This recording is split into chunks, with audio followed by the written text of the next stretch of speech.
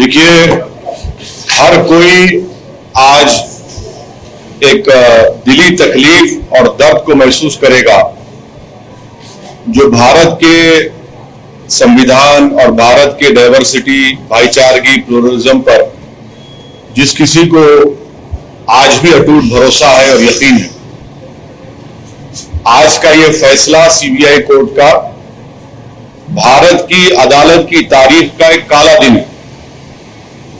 और मैं इसलिए कहता हूं क्योंकि सुप्रीम कोर्ट ने 9 नवंबर को जो सिविल डिस्प्यूट के मुकदमे का फैसला दिया था, जजमेंट में सुप्रीम कोर्ट ने कहा था, अंग्रेजी में कहता हूं कि सुप्रीम कोर्ट ने कहा था कि it is an egregious violation of rule of law.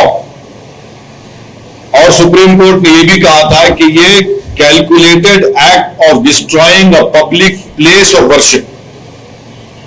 अब मैं ये समझने से हासिल हूं कि अगर सुप्रीम कोर्ट ये कहता है कि egregious violation of rule of law, तो क्या कोई जादू से मस्जिद को शहीद कर दिया गया था 6 दिसंबर को? क्या कोई जादू से वहां पर 28 और 29 दिसंबर की रात 49 में मूर्तियां रखी गई थी? क्या कोई जादू से उसके ताले खोले गए थे जब राजीव गांधी प्राइम मिनिस्टर थे?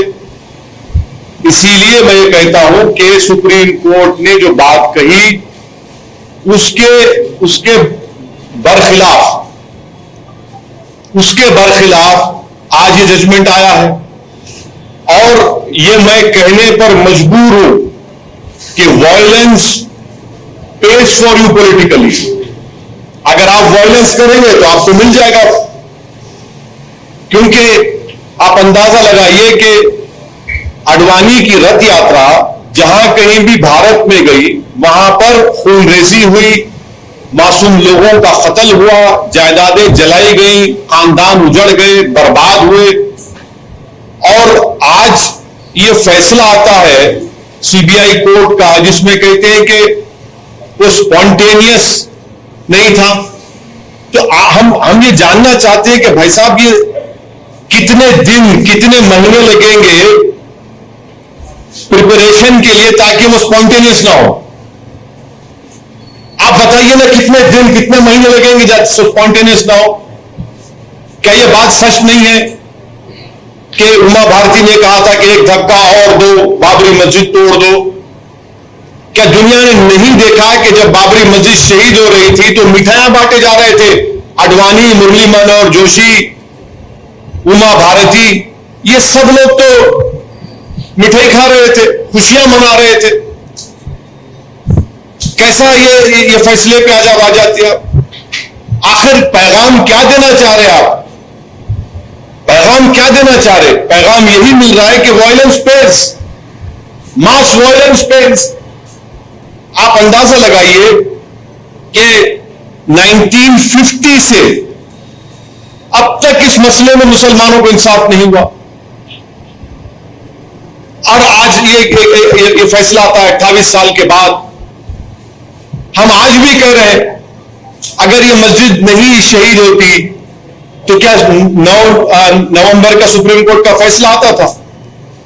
सारी दुनिया ने देखा कि जो लोग ना सामने खड़े होकर स्पीचेस दे रहे थे, लोगों को उकसा रहे थे, उनकी मौजूदगी में क्या यह बात सच नहीं है कि सीबीआई की चार्जशीट में एक विटनेस ने कहा कि कल्याण सिंह उस वक्त के चीफ मिनिस्टर ने कहा कि रोक कंस्ट्रक्शन पर है, डिस्ट्रक्शन पर नहीं है?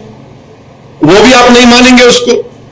क्या सीबीआई की चार्जशीट में नहीं कहा गया था कि 5 दिसंबर की रात अडवाणी ने विनय कटियार के घर में साजिश रचाई? क्या यह बात सच नहीं है कि अडवाणी ने कल्याण सिंह को कहा कि उस वक्त तक आप रिजाइन मत करिए जब तक कि मस्जिद डिमोलिश नहीं हो जाती, ताकि गवर्नमेंट के डिसमिसल ना हो? क्या बीजेपी की सरकार उस वक्त की जाकर सुप्रीम कोर्ट को वादा नहीं किया था कि हम मस्जिद को बचाएंगे? यह फैसला मुझे कहना पड़ेगा कि यह judgement satisfies the collective consciousness of Hindutva and its followers and its ideology. ये जजमेंट का यही है। किसने तोड़ा फिर मस्जिद पे? हम पूछना चाहते हैं, जब 6 दिसंबर 1992 को मस्जिद शहीद हुई थी, उस वक्त मैंने अपने आप को एक हेल्पलेस महसूस किया। मैंने अपने आप को अपने लिए एक ह्यूमिलिएशन समझा कि मैं अपनी एक शर्म महसूस हुई कि मैं अपनी मस्जिद को बचा नहीं सक रहा हूं, और आज आप ऐसा फैसला देते हैं। तो फिर आखिर इतना सब जो इन्वेस्टिगेशन हुआ, कैसा क्या हुआ?